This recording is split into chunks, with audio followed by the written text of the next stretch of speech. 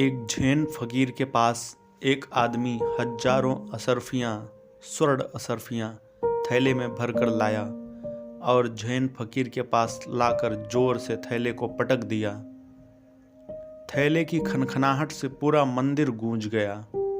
तो झेन फकीर ने उस व्यक्ति से कहा, थैला थोड़ा धीमे से नहीं रख सकते थे? तो वह आदमी थोड़ा हैरान हुआ, क्योंकि वह करोड़पति था, उस गांव का सबसे बड़ा धनपति था, और यह फकीर उसे कहता है कि थोड़ा झोला धीमे से नहीं रख सकते, क्योंकि वह तो लाखों रुपए लेकर आया है दान करने। धन्यवाद की तो बात ही दूर रही, धन्यवाद को कौन कहे, यह तो उससे कहता है कि झोला शांति से नहीं रख सकते। लेकिन उसने कहा, आप सुनिए महाराज, लाखों रुपए लाया हूं आपको भेंट करने। फकीर ने कहा, ठीक है, कोई बात नहीं। मगर फकीर ने धन्यवाद भी न दिया और शांत होकर बैठ गया। वह धनपति जरा बेचैन होने लगा। उसने कहा, महाराज कुछ तो कहें, आपने कुछ कहा नहीं, आपके लिए इतने सारे रुपए लाया मैं। फकीर ने कहा, अब कहना क्या है, कुछ भी नहीं कहना है, मुझको तुम धन्यवाद दो और जाओ यहाँ से। तो वह धनपति बोला, यह बात जरा सीमा के बाहर हो गई, समझ से बाहर हो गई। मैं धन्यवाद आपको दूं और जाऊं, या आप मुझे धन्यवाद देंगे?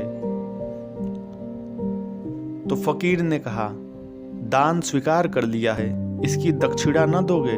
तुम्हारा दान स्वीकार कर लिया, इसके लिए धन्यवाद न करोगे? तुम्हारा दान इनकार भी किया जा सकता था, अगर मैं इनकार कर देता तो फिर क्या करते?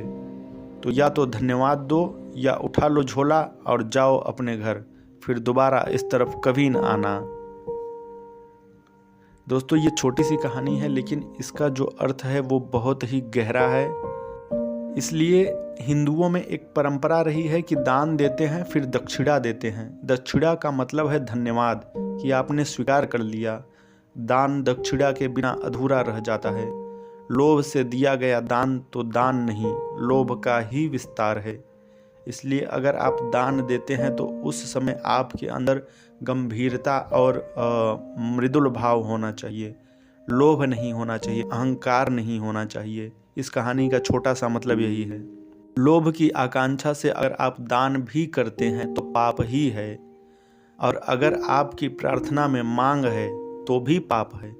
अगर आपकी प्रार्थना सिर्फ अहोभाव की अभिव्यक्ति है तो पुण्य हो गया।